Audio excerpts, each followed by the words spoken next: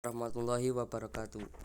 Kali ini saya akan menjelaskan tentang strategi dakwah Wali Songo, yaitu bagaimana strategi cara berdakwah Wali Songo di tanah Jawa ini. Untuk pendahuluannya yaitu Islam mulai berkembang di Nusantara sekitar abad 13 Masehi. Adapun tokoh yang sangat berjasa dalam proses Islamisasi di Nusantara terutama di tanah Jawa adalah Wali Songo, Sumbangsih, serta peran Wali Songo dalam proses Islamisasi di tanah Jawa sangat besar.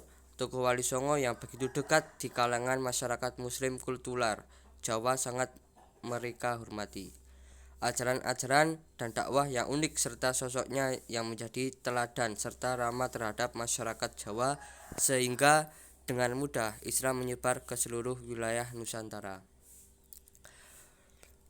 Yang kedua yaitu untuk pengertian Wali Songo sendiri. Pengertian Wali Songo.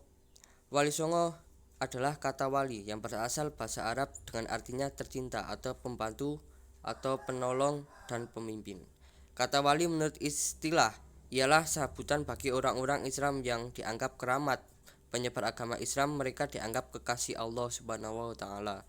Orang-orang yang dekat dengan Allah dikaruniai tenaga gaib, mempunyai kekuatan-kekuatan batin dan sangat berlebih, mempunyai ilmu yang sangat tinggi dan sakti berjaya kewijayaan. Sedangkan kata Songo berasal dari bahasa Jawa yang berarti 9. Ada juga yang mengartikan Songo sebagai sana, yang artinya mulia. Tetapi lebih masyhur di kalangan masyarakat tanah Jawa dengan mengartikan 9 wali. Wali Songo di Nusantara dikenal sebagai 9 tokoh penyebar agama Islam yang paling populer.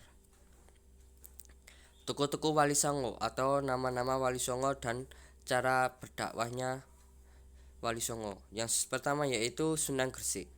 Nama aslinya Syekh Maulana Malik Ibrahim, datang ke Pulau Jawa pada tahun 1404 Masehi. Bertetapan dengan masa kepemimpinan Khalifah Turki Utsmani. Beliau ahli irigasi dan tata negara, memiliki gagasan mengalirkan air dari gunung untuk mengairi sawah dan ladang.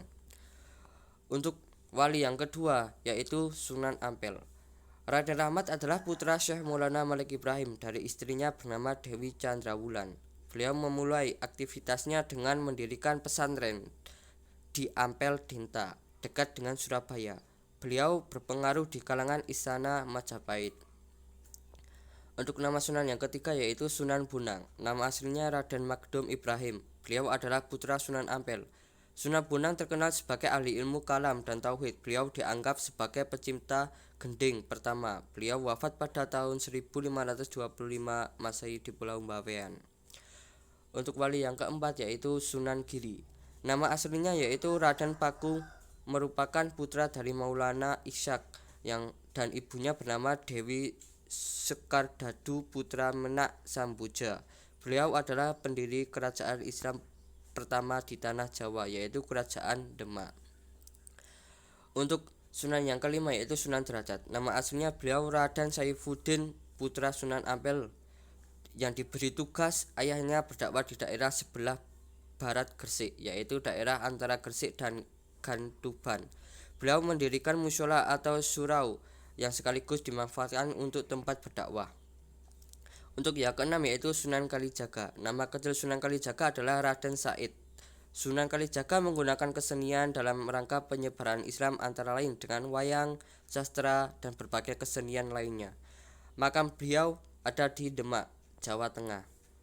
Untuk yang Sunan ketujuh yaitu Sunan Kudus. Nama asli beliau yaitu Raden Jafar Sodik, menyiarkan Islam di daerah Kudus. Beliau memiliki keahlian dalam bidang agama, terutama dalam ilmu fikih, tauhid, hadis, tafsir, serta logika.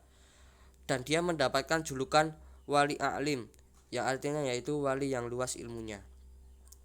Untuk yang ke-8 yaitu Sunan Muria. Nama aslinya yaitu Raden Umar Said, salah seorang wali Songo yang banyak berjasa dalam menyiarkan agama Islam di pedesaan Pulau Jawa. Dalam berdakwah ia seperti ayahnya, yaitu menggunakan cara halus, ibarat mengambil ikan tidak sampai keruh airnya.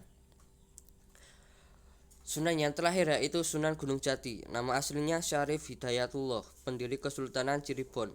membangun pesantren untuk meneruskan usahanya. Syekh Datuk Latif atau gurunya, Pangeran Cakrabuana, berusaha mempengaruhi kerajaan yang belum menganut agama Islam. Dan strategi dakwah Wali Songo. Untuk strategi dakwah Wali Songo, yang pertama yaitu membangun sarana berdakwah seperti masjid atau musola. Setelah banyak yang mulai tertarik, Islam Wali Songo membangun sarana pendidikan pondok pesantren. Ketika di pondok pesantren, beliau diajarkan ilmu agama dan juga diajarkan ilmu ekonomi, kenegaraan, pertanian, dan bela diri dalam misinya, sehingga masyarakat bisa menganut Islam dan bisa juga dalam mencari bekal kehidupan. Macam-macam strategi dakwah Wali Songo. Yang pertama yaitu pembagian wilayah. Pembagian wilayah dakwah dilakukan tidak lain agar bisa Islam tersebar di kalangan masyarakat secara luas. Yang kedua yaitu secara persuasif. Dengan mengenalkan akidah Islam dengan sebuah keramahan dan kebijaksanaan, maka akan banyak yang tertarik. Untuk strategi yang ketiga yaitu membuang ideologi, yaitu menghilangkan ideologi yang bertentangan dengan Islam, agar ajaran Islam menjadi pedoman hidup masyarakat. Dan untuk strategi yang keempat yaitu pendekatan tokoh. Dengan pendekatan tokoh berpengaruh di suatu daerah atau tempat, para wali songo mudah diterima oleh masyarakat.